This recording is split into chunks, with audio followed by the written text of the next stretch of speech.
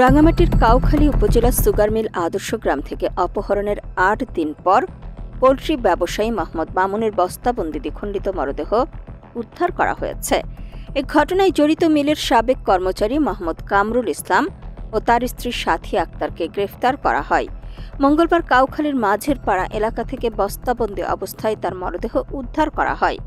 Mamun sugar mill আদর্শ গ্রাম এলাকার আলী আহমেদের ছেলে। পুলিশ জানায় এই ঘটনায় তথ্য প্রযুক্তির সহায়তায় নিহত মামুনের সাবেক কর্মচারী কামরুলকে লক্ষ্মীপুর জেলার ভবানীগঞ্জ থেকে গ্রেফতার করা হয়। মামুনকে অপহরণের পর ১০ লাখ টাকা মুক্তিপণ দাবি করা হয়। তবে এই টাকা পরিশোধের আগেই সাবেক কর্মচারীর হাতে খুন হন মামুন। পুলিশ ও স্থানীয় সূত্রে জানা গেছে, মামুন গত ৭ জুলাই বিকেল থেকে নিখোঁজ হন। ওই দিন রাতেই স্ত্রীকে ফোন করে মামুন তার ব্যাংকের ২টি চেক চট্টগ্রাম জেলার রাঙ্গুনিয়া উপজেলার রানীরহাট বাজার এলাকার জনৈক ব্যক্তির কাছে পৌঁছে দিতে বলেন। নিজে ঝামেলায় আছেন জানিয়ে স্ত্রীকে চিন্তা না করার জন্য বলেন তিনি। কিন্তু ওই দিন রাতেই চায়ের সঙ্গে নেশা জাতীয় দ্রব্য মেশানো খাবার খাইয়ে তাকে অজ্ঞান করে হত্যা করা হয়। তারপর থেকে পরিবারের কারো সাথে আর যোগাযোগ হয়নি মামুনের। এরপর গত ৮ জুলাই মামুনের স্ত্রীর ফোনে মামুনের নম্বর থেকে ফোন করা হয়।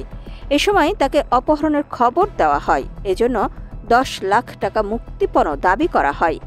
একই দিন কাউখালী থানায় মামুনের স্ত্রী নিখোঁজ ডায়েরি করেন। স্থানীয়দের সহযোগিতায় চেক নেওয়া আনোয়ার নামে এক ব্যক্তিকে আটক করা হয়।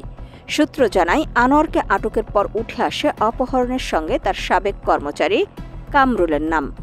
মামুনের স্ত্রী জানায়, ১০ লাখ টাকা চাঁদা দাবি করে কামরুল ফোন করেন। তিনি একই ইউনিয়নের ডাব্বনিয়া এলাকার সেলিম সওদাগরের ছেলে। স্ত্রীকে নিয়ে রাঙ্গুনিয়া উপজেলার রানীরহাট বাজার এলাকায় ৬ তলা আবাসিক ফ্ল্যাটে ভাড়া থাকতেন তিনি।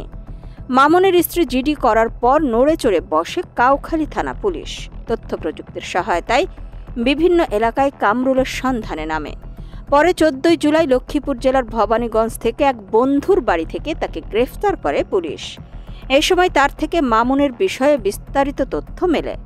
কামরুলের স্বীকারোক্তি মোতাবেক মঙ্গলবার কাউখালী উপজেলার কলমপতি ইউনিয়নের মাঝের পাড়া এলাকা থেকে মামুনের বস্তাবন্দি মরদেহ উদ্ধার করা হয়।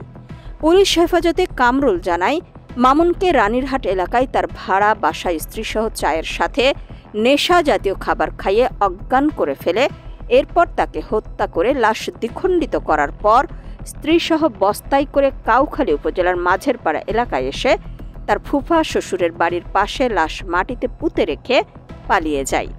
কামরুলের স্বীকারোক্তি মোতাবেক এ হত্যাকাণ্ডের সাথে জড়িত থাকার অভিযোগে তার স্ত্রীর সাথী আক্তারকেও গ্রেফতার করে কাউখালী থানা পুলিশ। কাপ্তাই সার্কেলের অতিরিক্ত পুলিশ সুপার জাহেদুল ইসলাম জানান, মামুনের সাবেক কর্মচারী ছিলেন ঘাতক কামরুল, কিন্তু কর্মচারী থাকলেও সম্প্রতি তারা দুজনে মিলে শেয়ারে ব্যবসা করছিলেন। ধারণা করা হয়, ব্যবসায়িক দ্বন্দ্বের কারণে এই হত্যাকাণ্ড ঘটেছে। কাউখালী থানার অফিসার ইনচার্জ সাইফুল ইসলাম সোহাগ জানান, এ ব্যাপারে কাউখালী থানায় হত্যা মামলা দায়ের করা হয়েছে। ঘাতক কামরুলকে আদালতে উপস্থাপন করে রিমান্ড চাওয়া হবে। এই হত্যাকাণ্ডে জড়িত সবাইকে খুঁজে বের করা হবে।